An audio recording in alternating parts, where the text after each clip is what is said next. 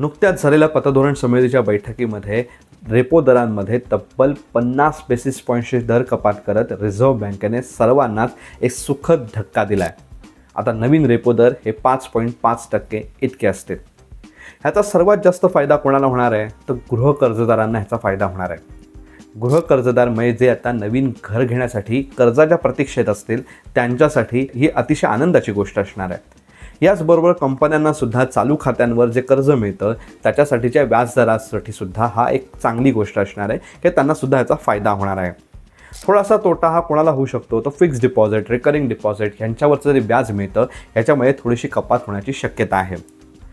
सध्या भारतामध्ये पावसाळा सुरू झाला आहे। यंदा पाऊस खूप चांगला असल्यामुळे पीक पाणीसुद्धा चांगलं येण्याची शक्यता आहे। यामुळेच महागाई दरसुद्धा आटोक्यात राहण्याची शक्यता रिझर्व्ह बँकेकडून सुद्धा वर्तवण्यात आली आहे।